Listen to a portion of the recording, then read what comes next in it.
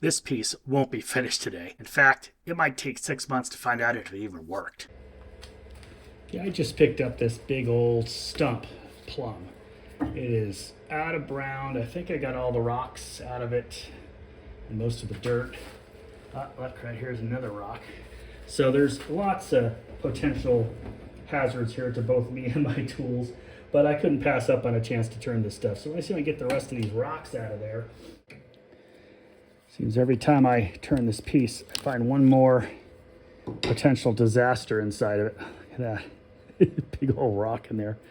That dirt's gonna dull tools quick, but I mean, we can sharpen. I just don't want to nick anything with a big old chunk of stone. But this wood is just so pretty, so many colors in it and stuff. I only turned plum once in my life, and it did not go well. I'm not gonna lie, it was not pretty. I lost the piece in the end. All that dirt though is gonna be just, you have to get all that out of there. But you know, I got most of it off. It's gonna be a nightmare, but it also should end up being a pretty piece of wood. Worst case comes to worst case, I have a chance to turn some plum, right? I'm gonna go after this with the Carter and Sons wood beater, Mike Mahoney's signature tool there, and a mask. Probably should put on a flak jacket just to be safe. I could only get it up to 350 RPM without it just wanting to wobble all over. So see if we get a little of this in balance, it'll give us a better shot here.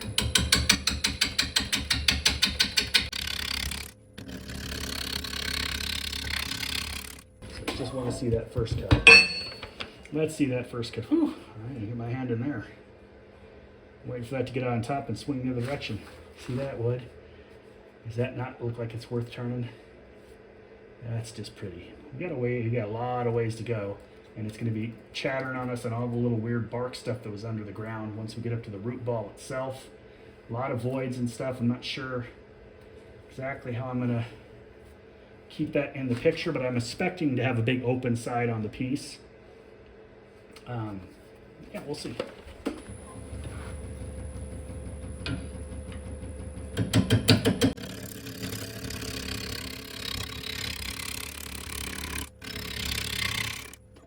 And I do have this mounted up on a faceplate, guys, so it's locked in a faceplate plus the 3-bearing live center, and this is what I'm after. That's what I'm after. So I'll shut up and just turn. We'll see if this is going to make it anywhere. Once we get down to width of a tenon, we'll have a better idea. And I'm going to move in closer here. Should be good.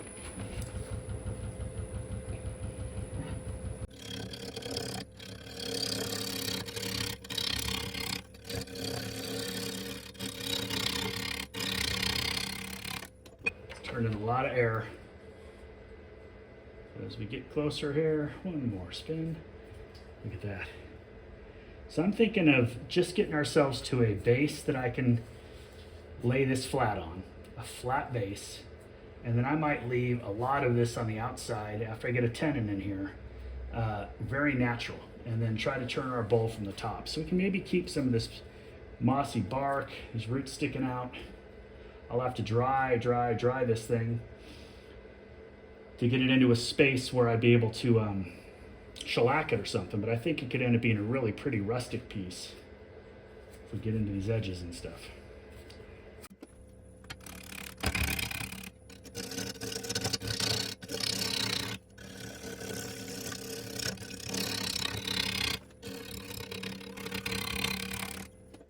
Gooey, sticky, sweet.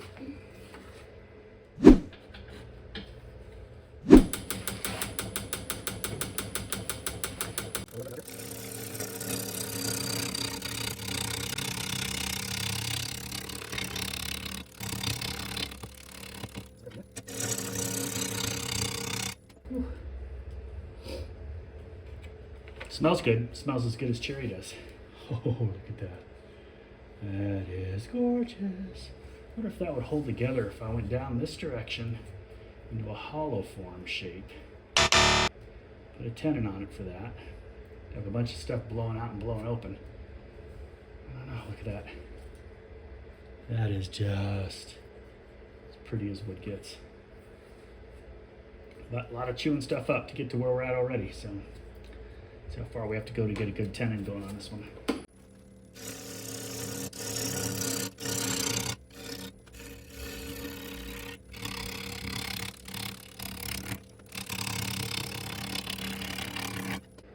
open edge. It's rounding over nice. That might need to come through with a razor knife and get into that. But still barely cutting into this bark area here. And I don't know if I like that bark and the tenon all the way, but you know, sometimes you get what you get and you don't complain, right?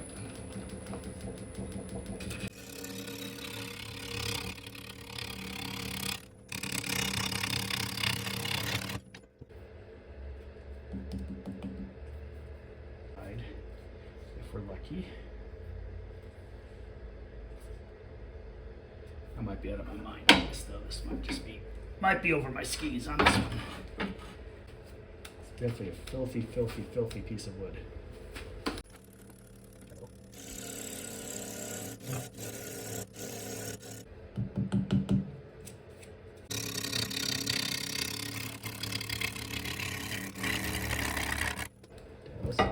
Cutting way easier than expected right there.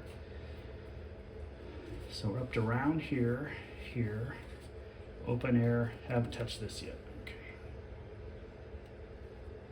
So that's where we need to get this to be as beautiful as we want it to be. Again, that could be a go down to it, open this up with the hollowing. What if it hold together? I wonder if that would hold together. I have no idea if that would hold together.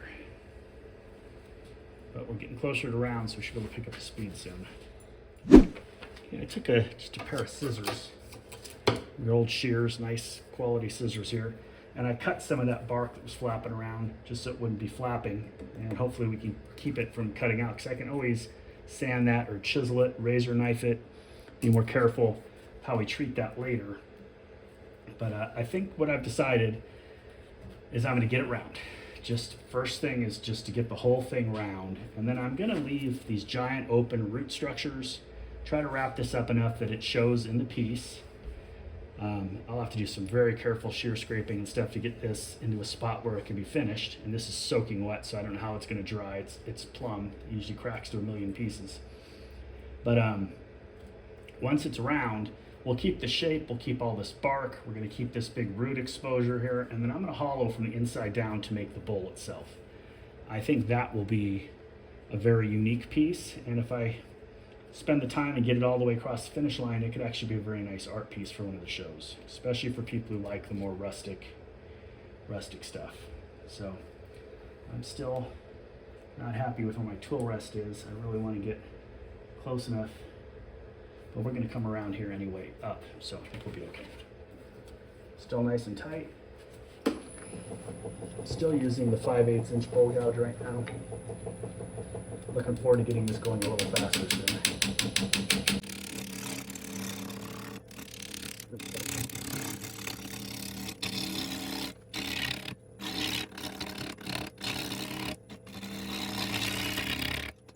Just doing is rolling my tool around the edge there, so I can get over this stuff.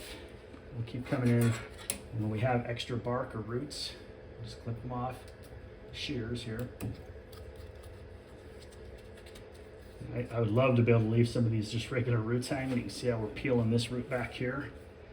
That's going to wrap around the edge. We're almost up to our actual roundness. We're going to have to come in quite a bit to get up to that though. But look at that, beautiful colors in there. We're still not touching the gouges, barely touching here. So I'm gonna have to bring some of that material in as well.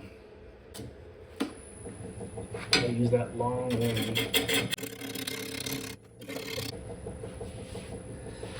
Do a little pull.